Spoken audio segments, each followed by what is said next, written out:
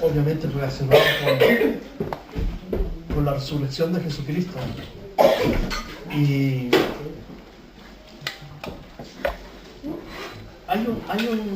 bueno, hoy día en todas las redes sociales han aparecido cosas similares, pero quiero hacer un estudio basado en las palabras de Jesús cuando estuvo en la cruz y cómo afecta la vida, ¿cierto?, de nosotros. Pero antes de comenzar, quiero que vayamos al Evangelio de Mateo,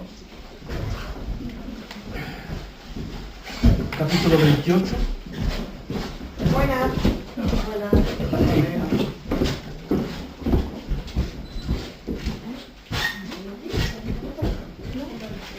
Mateo 28, el último capítulo de Mateo. Estuve examinando los 4 evangelios en su composición respecto del... ¿Se escucha? Un poco mucho. Parece que le bajé mucho. El rojo. ¿Aló? Sí, ahí sí.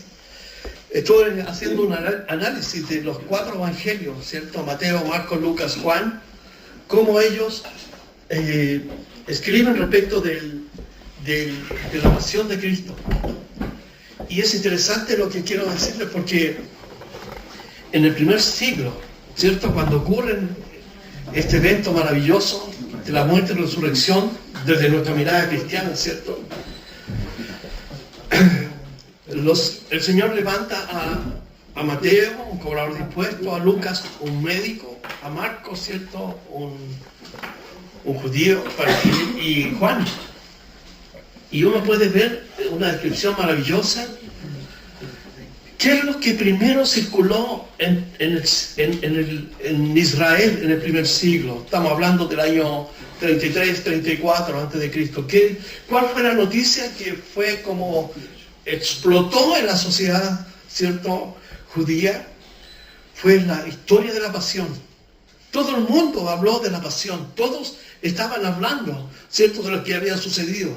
Algunos evangelios relatan que cuando algunos judíos se dieron cuenta de lo que habían hecho, se fueron golpeándose el pecho y diciendo, ¿qué hicimos? ¿Qué hicimos? Porque verdaderamente es un hombre santo. Y de verdad, el relato de la pasión se constituye en el eje del cristianismo del primer siglo. La pasión de Cristo es a lo que fue el éxodo de Jerusalén, al éxodo de Egipto, cuando Israel, ¿cierto?, sale después de estar 400 años esclavo en Egipto y Dios lo saca por el desierto. Entonces esa liberación, el canto de María, por ejemplo, ¿cierto?, luego que Dios destruye al faraón y a su ejército en el mar. Entonces eso está presente en la historia del pueblo de Israel. De hecho, la Pascua o el Pesaj, como le llaman, que fue celebrada el sábado pasado en Jerusalén, en Israel, conmemora precisamente ese evento histórico de la salida de Israel. Y nosotros como cristianos tenemos entonces la historia de la pasión. Cada uno lo relata desde su propia cosmovisión. Mateo, ¿cierto?, como judío, quiere centrarse en las profecías del Antiguo Testamento que se cumplen en Jesucristo. Lucas, el médico, ¿cierto?, hace una investigación acuiciosa para mostrarnos todos los hechos que involucraron desde el nacimiento hasta la muerte y resurrección de Jesucristo. Marcos, por otro lado, escribe intensamente, ¿cierto?, para el mundo romano, para mostrar que Jesucristo es el líder por sobre todos los otros líderes. Y Juan escribe el Evangelio universal para mostrarnos que Jesucristo es el Hijo de Dios encarnado. El Verbo se hizo carne. Pero volvamos aquí a Mateo, el capítulo 28, que es lo que nos convoca, ¿cierto? Vamos a leerlo y luego vamos a ir a las palabras de Jesús allí en la cruz. Mateo 28 dice, pasado el día de reposo, al amanecer del primer día de la semana, vinieron María Magdalena y la otra María a ver el sepulcro. Y hubo un gran terremoto porque un ángel del Señor descendiendo del cielo y llegando, dice, removió la piedra y se sentó sobre ella. Su aspecto era como un relámpago y su vestido blanco como la nieve. Y de miedo de él, los guardas temblaron y se quedaron muertos. Recuerden que Pilato, a petición de los líderes judíos, envió una guardia pretoriana para custodiar la tumba, porque el rumor era que se iban a raptar, a sacar el cuerpo para hacer correr el rumor de que él había resucitado. Entonces envió una guardia personal. Los guardias quedaron, dice, temblaron y se quedaron como muertos, mas el ángel respondiendo dijo a las mujeres: no temáis vosotras, porque yo sé que buscáis a Jesús, el que fue crucificado. No está aquí, pues ha resucitado como dijo. Venid y ved el lugar donde fue puesto el Señor. E id pronto y decid a sus discípulos que ha resucitado de los muertos. Y aquí, dice, va delante de vosotros a Galilea, allí le veréis. He aquí, os lo he dicho. Entonces ellas, saliendo del sepulcro, dice, con temor y con gran gozo, fueron corriendo a dar las nuevas a sus discípulos. ¿Dónde estaban ellos? Escondidos por temor. Y mientras iban a dar las nuevas a los discípulos, he aquí, Jesús les salió al encuentro diciendo: salve. Y ellas, acercándose, abrazaron sus pies y le adoraron. Entonces Jesús les dijo: no temáis, id, dad las nuevas a mis hermanos para que vayan a Galilea y allí me verán. Esto es interesante, este relato, ¿cierto? Porque los evangelios que han sido cuestionados, ¿cierto?, por la alta crítica, tratando de demostrar que en realidad los eventos que son como espirituales o, ¿cierto?, místicos, en realidad se corresponde más a una tradición mítica más que a un hecho histórico. Pero en realidad la alta crítica se ha quedado corta, porque Lucas, Mateo, Marcos y Juan relatan un hecho histórico. Y frente a la historia, ¿cierto?, nosotros tenemos que reconocer que Dios interviene en ella. ¿Para qué? Para precisamente venir a rescatar y redimir al hombre.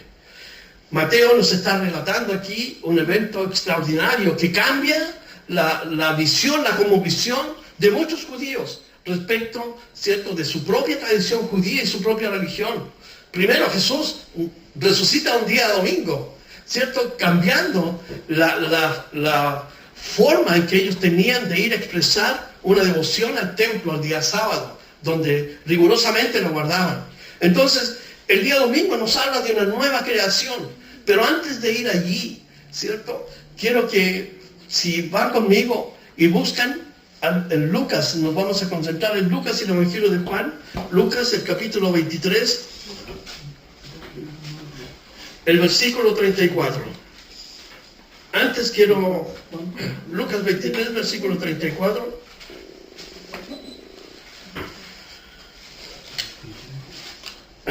El Evangelio de Juan. Vamos a tomar este texto, ¿cierto? Lucas 23, 34. El Evangelio de Juan, en el capítulo 14, 13 en realidad, 13, dice que ellos estaban preparando la cena y Jesús les dijo y les dio las instrucciones porque iban a celebrar la Pascua. La Pascua, precisamente, que recordaba la liberación de Egipto por mano fuerte de parte de Dios. Esta es una introducción que estoy haciendo. Capítulo 13. Y resulta que al final del capítulo 13, Jesús le dice: vámonos de aquí. Concluyeron la cena pascual, donde comieron pan sin levadura, hierbas amargas. ¿Saben cuál era la hierba amarga? Acelgas crudas, que representaba el tiempo amargo que ellos tuvieron durante el periodo de la esclavitud. Y el cordero. Entonces ellos, para preparar la Pascua, realizaban como 6, ¿cierto?, actividades. Primero, ¿cierto?, el lugar. Y Jesús le dijo: sigan a un hombre que va con un cántaro, y cuando lleguen y los vean, díganle: ¿dónde prepararemos para mi maestro la cena? Y el hombre fue y le dijo: aquí. Y ellos tenían todo preparado. Segundo, tenían que ir a comprar el cordero. Tercero, tenían que asar el cordero. Cuarto, tenían que comprar las especias.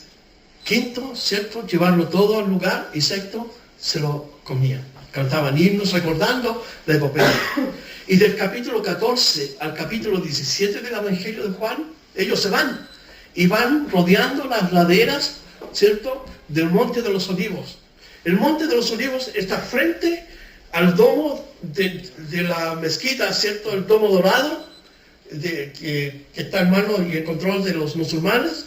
El monte de los olivos está aquí, pero ellos vinieron por abajo, porque ya Jesús sabía que lo estaban buscando para matarle. Y en el camino, en el Juan 14, comienza a decirles que el Espíritu Santo va a venir y va a estar con ellos, que no los va a dejar huérfanos, que conviene que Él se vaya, que Él va a resucitar y que nos va a ver. En el capítulo 15 le dice, yo soy la vid verdadera y vosotros los pámpanos. Y subiendo, porque tienen que llegar a Getsemaní, Jesús en el capítulo 16 dice, vendrá el Espíritu Santo y convencerá al mundo de pecado. Así que Jesús comienza, les da una serie de exhortaciones y en el capítulo 17 Jesús hace la oración sacerdotal. Jesús está subiendo al Getsemaní y ora por ellos, para que ellos permanezcan unidos. Y Jesús dice, así como tú y yo somos uno, que ellos permanezcan como uno. Jesús ora por la unidad de ellos, que nada pueda, ¿cierto?, perturbar esa unidad como grupo, porque después de 3 años ellos estuvieron aprendiendo directamente del Señor Jesús. Así que Jesús ora por ellos, por la unidad, y dice, y para que el mundo crea que tú me enviaste, ellos permanezcan unidos. Y también ora para que ellos permanezcan fuertes y en su propagación o en la predicación del Evangelio otros también puedan creer. Y Jesús al final del 17 dice, por esto los conocerán que son mis discípulos, porque usan corbata y no se pintan, porque se aman unos a otros, porque hay amor. Y Jesús está hablando de un amor distinto, porque los judíos siempre decían shalom, ¿cierto? Y todas esas cosas, pero es una cuestión meramente de aquí para afuera. Pero Jesús cambia. Las Escrituras nos habla de un amor que es incondicional, el amor ágape. Entonces, no es un amor filial entre padre e hijo, o entre una madre y una hija. Tampoco es un amor de pertenencia, que yo, ¿cierto?, me alejo de mi casa y añoro estar ahí. Y tampoco es un amor entre un esposo y una esposa, pero es un amor distinto, es el amor de Dios. Entonces Él dice, yo quiero que ustedes se amen, para que el mundo sepa que yo estoy en ustedes. Y por esto los van a conocer, no porque, ¿cierto?, pertenecen a una gran corporación, o se visten de una forma, o dicen, sino porque se aman, porque son una comunidad de creyentes que se aman unos a otros. Quiero decirte que Jesucristo no vino a fundar una iglesia. Jesucristo, cuando inicia su mensaje, dice, el reino de los cielos ha llegado. Y si las cosas que yo hago, sanar a los enfermos, liberar a los que estaban poseídos por demonios, porque curiosamente, donde hay mayor religiosidad, hay mayor compromiso con la hechicería y esas cosas. Y mucha gente fue liberada de esa forma de vida. Entonces Jesucristo les dice, yo quiero que ustedes se amen, sean un grupo compacto. Jesús nos vino a fundar una iglesia. La iglesia es un movimiento que surge después por la obra del Espíritu Santo. Entonces ellos tenían que estar cohesionados. Y luego ya en el capítulo 18, Jesús se aparta a orar allí en el huerto de Getsemaní. Pasaron, parece que había una alambrada, tuvieron que cruzarla, y los discípulos se quedaron allí. ¿Qué hicieron? Dormidos. Estaban dormidos. Se durmieron, estaban cansados. La cena, ¿cierto?, el viaje, y lo que Jesús estaba diciendo era mucho, pero Jesús se apartó. Marcos nos dice como la distancia como un tiro de piedra, y Jesús va allí y ora. Lucas nos dice que un ángel vino a consolarlo, porque Jesús sabía lo que iba a padecer. Las profecías estaban apuntando a todo ese sufrimiento, y de verdad es increíble todo lo que él padeció. Y él oró así, Padre, si puedes pasar esta copa de mí, que pase. Es decir, si hay otra forma de redimir al ser humano, entonces hagámoslo. Pero si no hay otra posibilidad, Señor, que se haga tu voluntad. Entonces Jesús dice que transpiraba como gotas de sangre. Y la ciencia confirma que una persona cuando llega a un punto de agonía extrema por un dolor causado, ¿cierto?, por agentes externos, puede llegar a ese punto de sudorar sangre. Y eso está comprobado científicamente, y Jesús lo experimentó, porque él sabía lo que tenía que padecer. Y estando allí, va donde sus discípulos y le dice, ¿quién no pueden velar o siquiera una hora? Le dice. entiendo, porque la carne, ¿cierto?, es débil. El espíritu está dispuesto, pero la carne es débil. Volvió a ir y ya por tercera vez le dijo, levántese porque aquí llegó el que me traiciona. Por los relatos de los evangelios, sabemos que Judas había vendido a Jesucristo por 30 monedas de plata.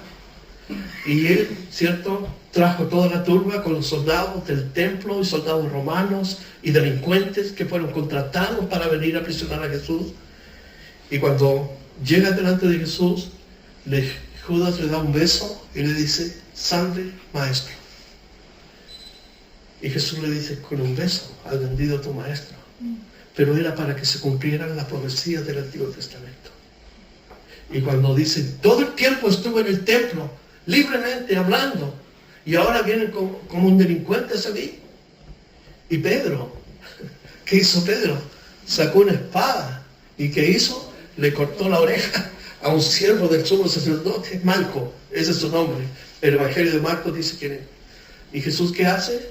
Le pone, lo sanó, le sanó la oreja. Y de allí Jesús fue llevado donde Anás. Habían 2 sumos sacerdotes en el templo, en Jerusalén. Caifás, que fue puesto políticamente por los romanos, y Anás, que venía, ¿cierto?, por la elección del linaje arónico, y ese era un cargo vitalicio. Entonces los judíos lo llevaron primero donde Anás, donde fue interrogado, y después se lo mandaron a Caifás. Esto fue el jueves de la noche, fue tomado prisionero, fue llevado, le hicieron un juicio donde no tuvo derecho a defenderse.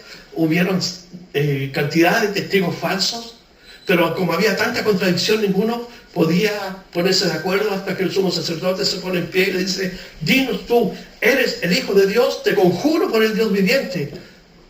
Y Jesús le dijo, tú lo has dicho. Y de aquí en adelante no me veréis hasta que me veáis venir en las nubes con poder y gloria. ¿Y qué hizo el sumo sacerdote? En vez de haberse arrepentido y reconocer las profecías que apuntaban a Jesucristo, ¿qué hizo? Se arrancó la vestidura y dijo, ¿qué más podemos oír? Este ha blasfemado, digno de muerte es. Y todos que dijeron, crucifíquenle. Y comenzaron a golpearle. Le comenzaron a tirarle la barba, tirones, a darle golpes, ¿cierto?, en su cara, en la espalda, en su cabeza y todo, hasta que lo llevaron al pretorio y allí le pusieron una capa púrpura y unas coronas de espinas. Esas coronas de espinas, hay 2 tipos, especies de espinas en Israel. Y la investigación, ¿cierto?, se quedó con estas 2, porque hay otras más, pero estas tienen el poder de penetrar el cuero cabelludo y provocar un dolor, pero extremo, porque su punta es tan fina que penetra. Entonces le pusieron una corona de espinas. Y qué interesante, porque el Génesis, cuando el hombre falló delante de Dios, le dijo, la tierra te producirá cardos y espinas, y con tu sudor tendrás que trabajar cada día. El trabajo es un problema. Trabajar, ¿cierto? Es complejo trabajar, pero no voy a estar ahí.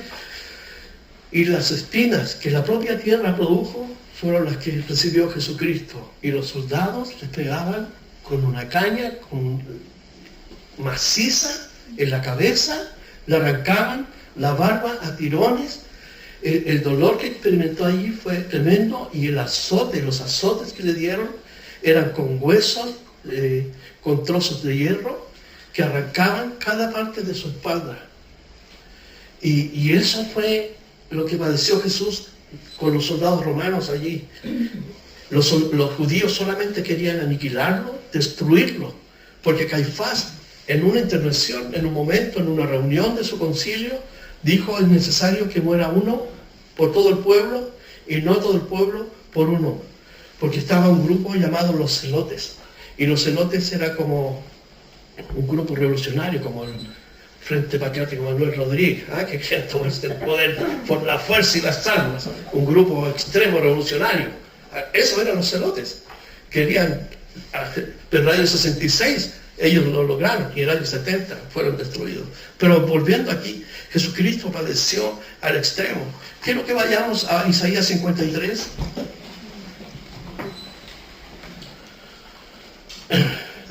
Esta profecía fue escrita el año 800 antes de que Cristo viniera.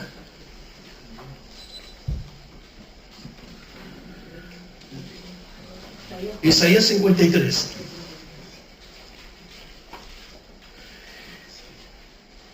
Isaías está escribiendo a un pueblo que va a ser tomado y llevado preso en cautiverio por los babilonios. Pero aquí está la puerta que abre el Señor. Siempre hay esperanzas frente a un problema, a una controversia, a una dificultad, a una enfermedad. Siempre cuando ponemos nuestra confianza en Dios, hay solución. Y el profeta escribe así: ¿quién ha creído en nuestro anuncio? ¿Y sobre quién se ha manifestado el brazo de Jehová? Subirá cual renuevo delante de él. Mire, esta palabra renuevo es una palabra hebrea que se escribe netzer y significa vástago, pero apunta netzer, de ahí viene el término nazareno.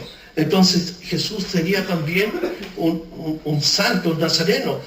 Subirá, dice, cual renuevo delante de él, y como raíz de tierra seca. No hay parecer en él ni hermosura. Le veremos más sin atractivo para que le deseemos. Y aquí comienza: despreciado y desechado entre los hombres, varón de dolores, experimentado en quebranto, y como que escondimos de él el rostro, fue menospreciado y no lo estimamos. Despreciado y desechado. Esta imagen evoca la violencia brutal con la que Jesucristo fue tratado en el momento que estuvo con los judíos y los romanos. Una violencia que expresa, ¿cierto?, no tan solo la forma en que lo hicieron, sino la intensidad del dolor que padeció Jesucristo. Y de verdad uno dice: wow, ¿cómo Isaías pudo escribir esto? Cualquier hombre que se hubiera dispuesto a escribir, ¿cierto?, algo respecto de un futuro Mesías, hubiera escrito cualquier cosa, pero aquí la perfección de la Escritura, la centralidad, ¿cierto?, el propósito y designio con que escribe, apuntan a Jesucristo, despreciado y desechado entre los hombres, varón de dolores, experimentado en quebranto, y como que escondimos de él el rostro, fue menospreciado y no los estimamos. Este es el anuncio que hace Isaías del Mesías sufriente. El 4 dice: ciertamente llevó él nuestras enfermedades y sufrió nuestros dolores. Y aquí estamos evocando un principio vicario, es decir, Jesús está tomando nuestro dolor, nuestros pecados, nuestra enfermedad. ¿Por qué Jesús tuvo que hacer eso? Porque recuerden que en Génesis fue el hombre el que fracasó delante de Dios. El hombre fue el que, ¿cierto?, desobedeció la orden. Entonces Dios lo castigó a morir físicamente porque, ¿cierto?, tenía que volver a la tierra de donde fue tomado. Pero la desobediencia en sí misma, ¿cierto?, lo condujo a una muerte espiritual separado de Dios. Entonces, el hombre tenía que entregar una ofrenda a Dios que satisfaciera la demanda por causa del pecado, porque la paga del pecado es muerte. Pero el hombre, siendo finito y limitado, es incapaz de resolver esta cuestión de la justicia delante de Dios. Por lo mismo, Dios envió al Señor Jesucristo. Entonces, Él asume, ¿cierto?, la muerte vicaria. Es decir, Él toma tu lugar, mi lugar, porque no puedo pagar yo mis deudas delante de Dios, porque soy finito, pero Él, siendo Dios y haciéndose hombre, puede pagar la deuda de una vez y para siempre. Por eso que la figura que trae Israel en el Antiguo Testamento es celebración de la Pascua, donde ellos, o el día de Yom Kippur, donde ellos eran perdonados, su pecado era cubierto. Y una vez por año tenían que estar siempre yendo a la presencia de Dios, pero con Jesucristo para siempre. Dice: ciertamente Él llevó nuestras enfermedades, sufrió nuestros dolores, y nosotros le tuvimos por azotado. Es decir, el pueblo de Dios pensó: este está pagando por algo que hizo. Con justa razón, los judíos. Entonces dice: y nosotros le tuvimos por azotado, por herido de Dios y abatido. Mas Él, de forma contraria a lo que pensaba el pueblo de Dios, que estaba siendo castigado por Dios mismo, Él fue herido por nuestras rebeliones. La palabra rebelión es la forma en que un ser humano, independiente que conozca a Dios o no, pero por el don de la conciencia que permite establecer lo que es bueno y malo, sabiendo lo que es bueno, aún persiste en hacer lo malo. Entonces es una forma de rebelión activa delante de Dios, porque tengo delante de mí el bien, pero no lo hago, quiero hacer el mal. Es como hoy día, el mismo profeta en el capítulo 1 dice que hoy día se tergiversó y se trastocó esos principios, porque a lo bueno llaman malo y a lo malo llaman bueno. Entonces, él fue herido por nuestras rebeliones, por nuestra actitud de siempre querer hacer el mal. Molido por nuestros pecados, porque literalmente fue molido. El castigo de nuestra paz, la paz que tenemos hoy, fue sobre él. Y por su llaga fuimos sanados. Dice, la herida de Cristo produce sanidad al alma del ser humano que busca en Cristo reconciliarse con Dios, que se refugia en Dios por medio de su gracia. Entonces dice, y por su llaga fuimos nosotros curados. Todos nosotros nos descarriamos como ovejas. Cada cual se apartó por su camino, mas Jehová, fíjense, y esta parte es importante, cargó en él el pecado de todos nosotros. Todas nuestras faltas, nuestros hierros, nuestras rebeliones, todo fue cargado en Jesús, el Cordero de Dios que quita el pecado del mundo. En el día de Yom Kippur, Israel tomaba 2 carneros. Uno, ¿cierto? Los sacerdotes imponían las manos y confesaban los pecados de toda la nación. Y ese cordero lo mandaban al desierto, una fórmula o un simbolismo de expresar de que Dios se olvidaba de los pecados, los cubría. Y luego ellos oraban confesando sus pecados por el otro cordero y era sacrificado como un símbolo de Jesucristo en la cruz del Calvario. De hecho, cuando Juan Bautista estaba bautizando en el río Jordán y viene Jesucristo, ¿cuál fue la expresión que usó? Ahí está el Cordero de Dios que quita el pecado del mundo. Entonces, Jehová cargó en Jesucristo el pecado de todos nosotros. Entonces, el camino quedó abierto para que todos nosotros pudiéramos ir a Él. El versículo 7 nos da el precio pagado. Dice, angustiado Él, Jesucristo, dice, afligido, no abrió su boca. No sé si alguna vez han presenciado la muerte de una oveja. Bueno, nosotros con mis hermanos teníamos una oveja, típico. Y mi papá me dice, vamos, me dice, vamos a ir a ver la ovejita. Y vivíamos en Canal Vigil y estaba ahí en Miraflores. Claro, y la tenían sobre un mesón. Y claro, y uno como niño queda afectado. Pero ¿saben lo que me llamó la atención? Que cuando el hombre, que era experto, le cortó la garganta, el cordero solamente hizo así. Y de ahí hubo un silencio ahí. Y mira el versículo 7. Angustiado él y afligido, no abrió su boca. Como cordero fue llevado al matadero, y como oveja delante de sus trasquiladores, enmudeció y no abrió su boca. Cada golpe que recibió, cada golpe que recibió, nosotros teníamos que haberlo recibido. Lo recibió él. Dice, por cárcel y por juicio fue quitado, y su generación, ¿quién la contará? Porque fue cortado de la tierra de los vivientes, y por la rebelión de mi pueblo fue herido. Y se dispuso con los impíos su sepultura, mas con los ricos fue en su muerte. Recuerden cuando ya estaba terminando el día y José de la ciudad de Arimatea, era un rico que era parte del Sanedrín, fue a Pilato, dice, y entró y le dijo, quiero que me des el cuerpo de Jesús. Y era una sepultura nueva en medio de la roca, y allí pusieron el cuerpo de Jesús. Hicieron rodar, ¿cierto? Era una rueda gigante. Tuve la oportunidad de ver una tumba muy parecida donde fue sepultado Jesús. La piedra, que era una rueda, pesaba como 2 toneladas. Así que imposible que un solo hombre pudiera removerla.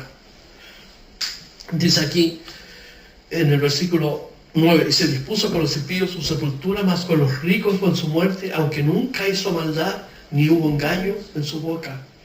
Al que no hizo pecado, Dios lo hizo pecado por nosotros. ¿Para qué? Para que nosotros fuéramos justicia de Dios en Él. Es decir, la vida de Jesucristo nos es imputada. Eso es la justicia de Dios. Porque nosotros creemos en Jesús, entonces Dios nos dice, eres culpable, pero como tienes la justicia de mi Hijo por la fe, tú crees en Él, entonces te imputo su justicia y te libero, entonces somos perdonados. Por eso dice, aunque nunca hizo maldad, ni hubo engaño en su boca. 10. Con todo eso, este es el fruto de su sacrificio. Jehová quiso quebrantarlo, sujetándole a padecimiento. Este fue un plan de la eternidad. Dios tenía predeterminado la muerte de su Hijo Jesucristo. Dice, cuando haya puesto su vida en expiación por el pecado. La palabra expiar era cubrir, pero en el Nuevo Testamento, ahora, el que se acerca a Dios significa perdón para siempre.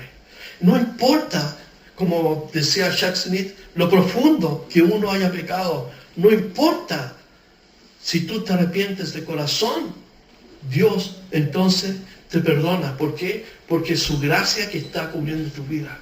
No tienes que hacer nada, solamente recibirla por fe. Es la gracia, el perdón, que nos libera, nos hace libres. Dice aquí, cuando haya puesto su vida en expiación por el pecado, verá linaje, vivirá por largos días. Jesús está sentado a la diestra de Dios y la voluntad de Jehová será en su mano prosperada. Verá el fruto de la aflicción de su alma y quedará satisfecho. Por su conocimiento, por su vida, por su relación, justificará mi siervo justo a muchos y llevará las iniquidades de ellos. Por lo tanto, yo le daré parte con los grandes y con los fuertes repartirá despojos, por cuanto derramó su vida hasta la muerte y fue contado con los pecadores, habiendo él llevado el pecado de muchos y orado por los transgresores. Y ahora vamos al pasaje que yo les mencioné en Lucas 23:34.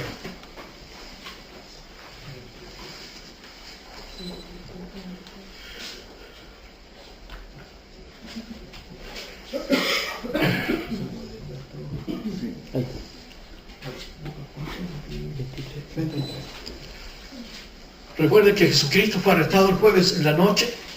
Le hicieron un juicio totalmente injusto, con testigos falsos, y muy temprano lo llevaron donde Pilato, así que Pilato que dijo, yo no veo a este hombre causa de muerte. Este hombre tiene que quedar libre. ¿Qué decían los judíos? Crucifícale, crucifícale.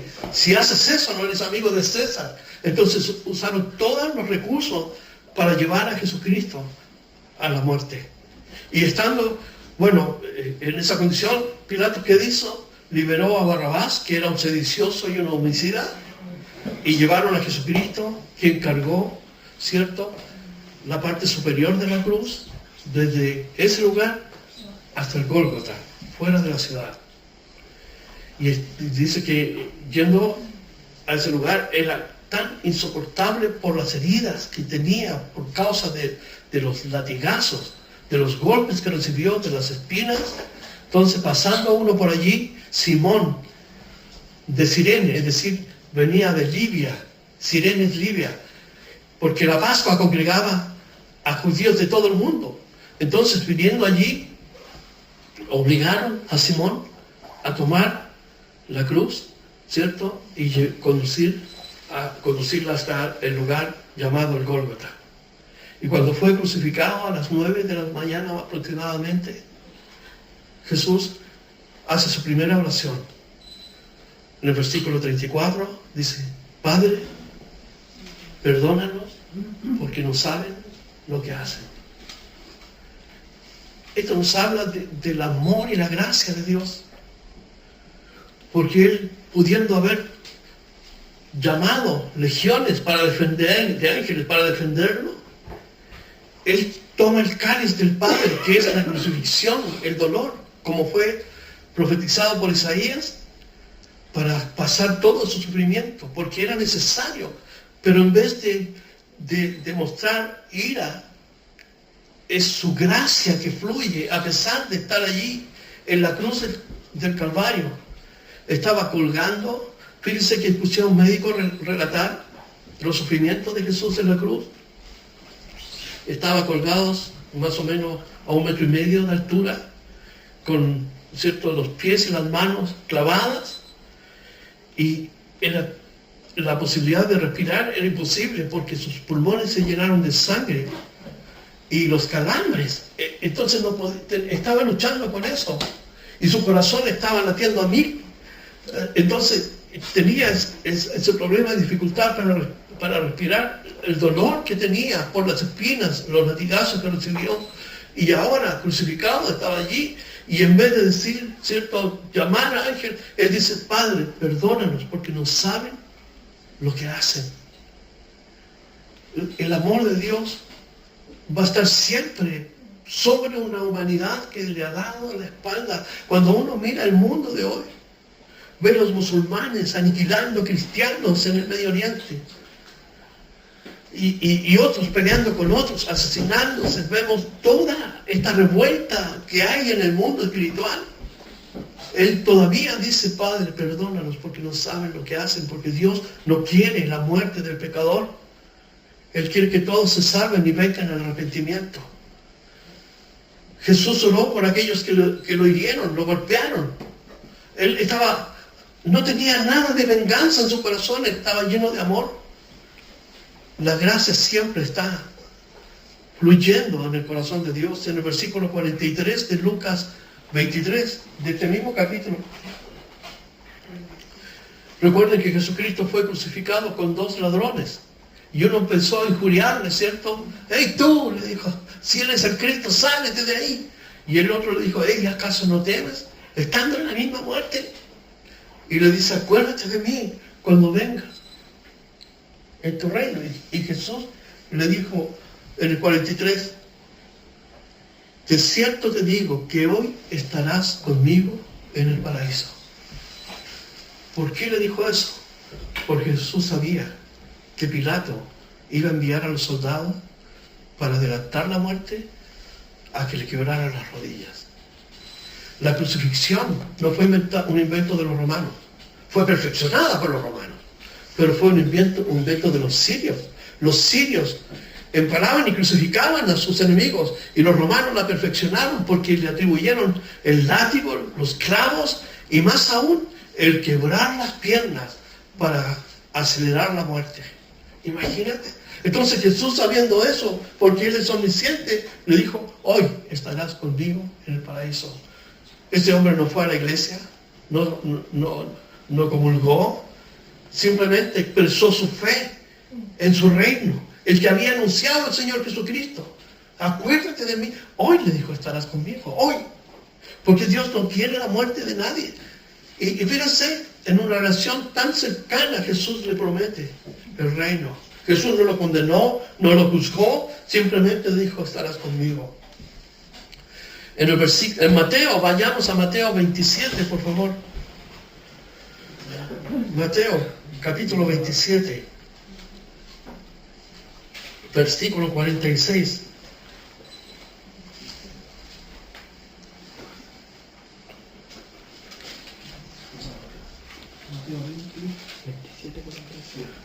Mateo 27, 46.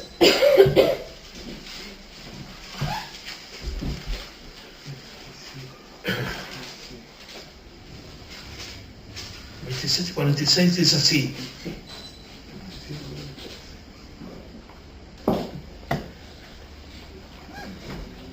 cerca de la hora novena, esto es cerca de las 3 de la tarde, Jesús clamó a gran voz diciendo: Elí, Elí, lama sabactani. Esto es: Dios mío, ¿por qué me has desamparado? Este es el momento cúlmine, cuando todos nuestros pecados, todas nuestras maldades, todas nuestras enfermedades, nuestras rebeliones, están sobre el Hijo de Dios en la cruz, y Dios, que es santo, no pudo mirar a eso. Dios no pudo. Por eso que Dios lo dejó, porque Él tenía que pagar el precio. Y Jesús se sintió allí solo y dice: ¿por qué me has abandonado? Porque estaba toda la inmundicia del mundo sobre Él. ¿Y qué dice aquí? El 47 dice: algunos de los que estaban allí decían al oírlo: a Elías llama a este. Y al instante, corriendo uno de ellos, tomó una esponja y la empapó en vinagre y poniéndola en una caña, le dio a beber. Y en el 50, que vamos a ir a Juan mejor, al capítulo 19:30, el Evangelio de Juan 19:30.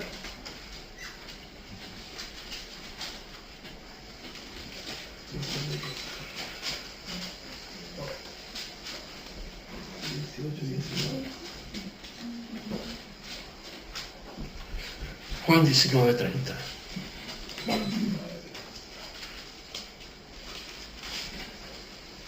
Dice así: cuando Jesús hubo tomado el vinagre, dijo: consumado es. Y habiendo inclinado la cabeza, entregó el Espíritu. Esto fue como a las 3 de la tarde. Y cuando eso ocurrió, ¿qué nos dicen los otros evangelios? Que hubo un terremoto. Las rocas y el velo del templo se rasgó de arriba hacia abajo, dando a entender que el camino al Padre ahora era abierto. Ya no necesitaban más sacrificios, porque el sacrificio estaba ahí perfecto, ya se había realizado. Y cuando Él dice, ¿cierto? Todo está consumado. Literalmente, la deuda está pagada. La deuda que cada uno mantenía con Dios está pagada. No tienes que hacer nada. Dios lo pagó por medio de su Hijo Jesucristo. Y eso es lo que conocemos como la gracia de Dios. La gracia de Dios. El favor que no merecemos, pero Dios lo da porque nos ama tan profundamente. Por eso Jesús dijo: todo está listo, todo está consumado, se acabó, la puerta está abierta. Entonces, hasta el día de hoy, todavía aquellos que quieran buscar a Dios y entregar su vida a Jesucristo, pueden hacerlo. ¿Por qué? Porque la deuda de sus pecados, de su vida, fue cancelada allí en la cruz del Calvario. No tenemos que hacer nada. No tenemos que hacer obras para justificarnos delante de Dios. Nada. No hay nada que nuestros esfuerzos personales podamos hacer para ser justificados delante de Dios, sino aceptar el regalo que Él nos da gratuitamente, que es Jesucristo en la cruz del Calvario. Y cuando dice: en mis manos encomiendo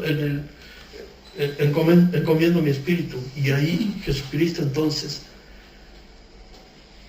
partió, ¿cierto?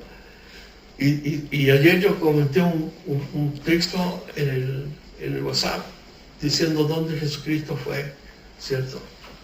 En ese otro día, porque estuvo 3 días crucificado. Entonces, esto no termina ahí, porque el cristianismo se sostiene en pie o cae, ¿cierto? Si Jesucristo hubiera sido solamente una buena persona, ¿cierto?, que vivió rectamente y fue crucificado, solamente sería un mártir, muerto en la cruz. Pero Jesucristo era el Hijo de Dios, es el Hijo de Dios.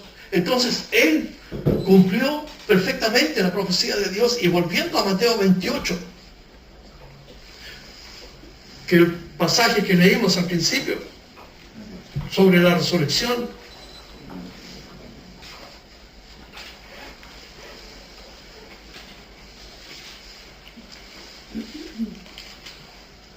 cuando dice: pasado el día de reposo, al amanecer, ¿cierto?, el día de la semana, vinieron María Magdalena y la otra María a ver el sepulcro. Y hubo un terremoto, otro terremoto, cuando la piedra fue removida, que más o menos pesaba como 2 toneladas. Ese era el peso real de la roca. Y todo lo que hemos leído. Entonces, la resurrección es el núcleo del cristianismo. Sin resurrección no hay fe, sin resurrección no hay perdón de pecados, sin resurrección no hay gracia.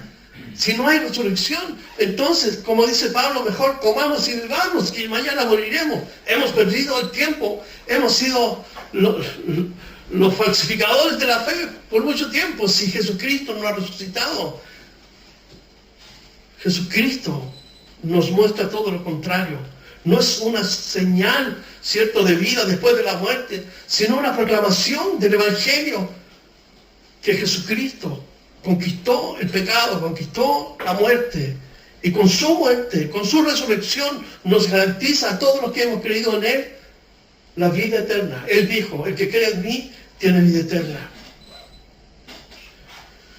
La resurrección implica una transformación en la vida del cristiano, porque Cristo resucitó, entonces nosotros hemos creído en Él, y el apóstol Pablo dice que todo aquel que ha creído en Cristo debe vivir en esta novedad de vida, una vida nueva, transformada. Las cosas viejas pasaron, son todas hechas nuevas, y nosotros tenemos que vivir el presente y enfocarnos en el futuro que respecto a la venida de Jesús, porque el pasado no lo podemos cambiar, no lo podemos transformar, pero Dios lo perdonó y ahora en Cristo Jesús somos nuevas criaturas. Jesús inaugura un nuevo tiempo, una nueva creación por medio del día domingo. Hay muchos que se escandalizan con el domingo, pero el domingo es un símbolo de la resurrección de Jesucristo. El domingo es un símbolo de la vida nueva en Cristo Jesús. Y se va a consumar el día cuando Jesucristo venga por segunda vez. Nosotros como cristianos, de acuerdo a Romanos, el capítulo 6, versículo 4, lo voy a leer para que Romanos 6, versículo 4, dice: porque somos sepultados juntamente con Él para muerte por el bautismo, a fin de que como Cristo resucitó de los muertos por la gloria del Padre, así también nosotros andemos en novedad o en vida nueva. La resurrección debe ser, ¿cierto? O el impacto en la vida del cristiano debe ser una vida transformada y cambiada. Un cristiano no puede andar, ¿cierto? Haciendo cosas que hacía antes. Entonces no hubo arrepentimiento. La transformación que viene por Dios, por medio de Jesucristo, ¿cierto? Nos cambia en nuevas personas, renueva nuestra mente, porque ahora, al estar en la palabra de Dios, congregándonos, buscando de Dios, entonces ahora los principios de Dios espirituales por medio de su palabra son nuestros principios y tratamos de vivir por ellos. Entonces un cristiano de ningún modo puede volver o andar en la clase de vida que tenía antes. Porque uno puede decir entonces, ¿cuál es la transformación? ¿Cuál es el cambio? ¿Dónde está? Entonces, el encuentro personal con Cristo, ¿dónde está la convicción de esa transformación en mi propia vida? Hoy día todo el mundo está celebrando, ¿cierto?, a Jesucristo. Y qué bueno por un lado, porque permite que personas puedan meditar en lo que implica la resurrección. Pero para otros es un mero acto religioso. Simplemente aprovechando el fin de semana para drogarse, para emborracharse, y hoy día en un acto religioso, ¿cierto?, subliman su alma como para justificar su conciencia, pero sus vidas no tienen cambio. Jesucristo dijo que nos daba una nueva vida y ya no podemos retroceder. Entonces, el cristianismo es la respuesta a los problemas de la humanidad. Así ha sido siempre. La mujer, por ejemplo, alcanzó notoriedad en el mundo político gracias al cristianismo. Gracias al cristianismo tiene voto, derecho a voto y todo eso. Pero si tú ves los otros países que están, ¿cierto?, fundamentados en religiones retrógradas, la mujer como vive. Pero el cristianismo, el hombre y la mujer son uno, son iguales, con distintos roles. Pero la mujer alcanza notoriedad en el cristianismo. Una sociedad que se ampara en la cosmovisión del cristianismo es una sociedad que avanza. Y la prueba está en los países, ¿cierto?, después de la Reforma, o los Países Bajos, o posteriormente, ¿cierto?, en el siglo XVIII, el siglo XIX, los Países Bajos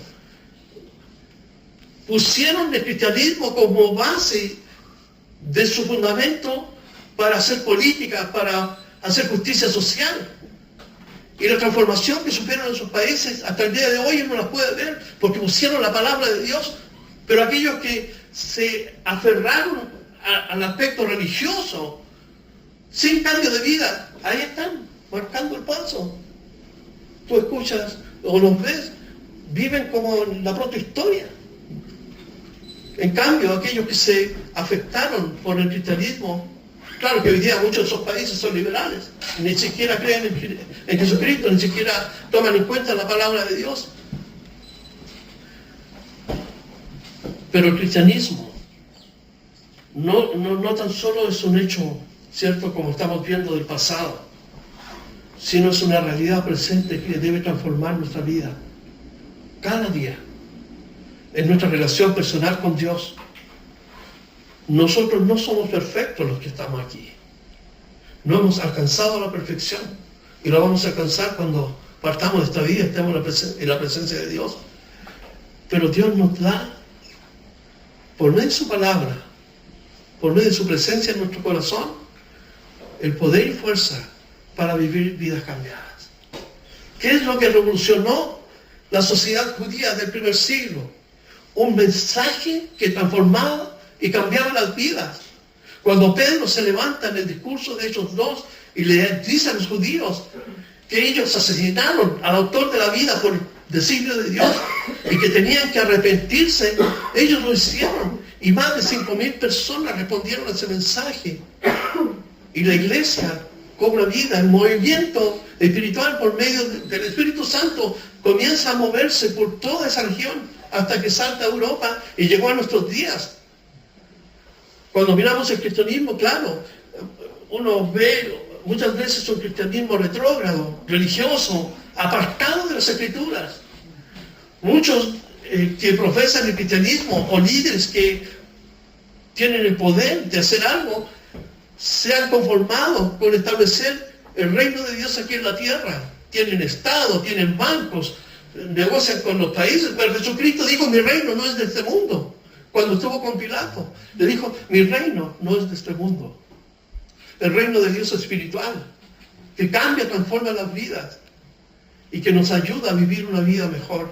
Dios nos da esperanza de un futuro mejor. Pero no tan solo eso, Dios nos da la promesa de la vida eterna. Jesucristo pagó el precio que tú y yo debíamos pagar, y ahora en Cristo Jesús somos libres. Somos parte de este movimiento cristiano. Nosotros somos una pequeña congregación que tomamos la palabra de Dios y la aplicamos en nuestra vida, que nos amamos con ese amor que Dios nos dio, el amor ágape. No vivimos por cosas religiosas, ni apegos religiosos. Somos libres en Cristo. Y por esa libertad que Dios nos ha dado, entonces podemos seguirle, porque Él vive, Él ha resucitado. Ese es el mensaje. Cristo ha resucitado. Él pagó el precio por ti y por mí. Y ahora tenemos todas las bendiciones, todas las garantías de parte del cielo para vivir una vida. Como les mencioné, no somos perfectos, pero Dios nos ayuda en el día a día.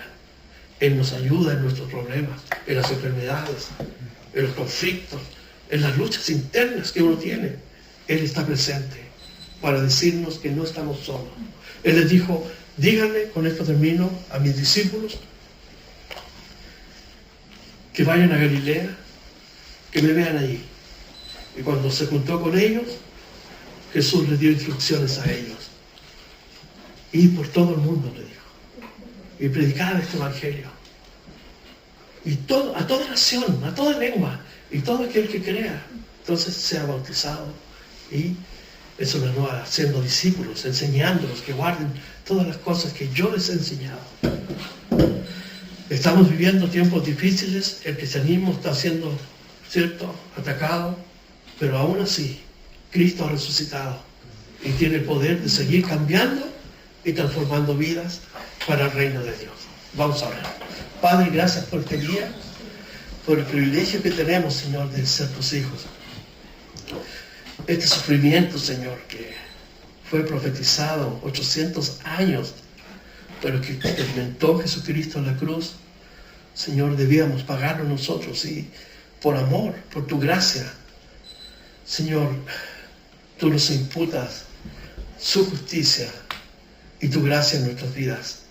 Señor, que podamos vivir una vida, Señor, dedicada a ti. Sin duda es difícil, pero tú nos das la fuerza y el poder para hacerlo.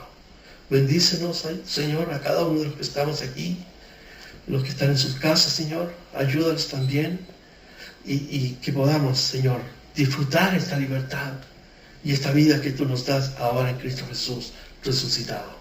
En el nombre de Jesús. Amén. Amén.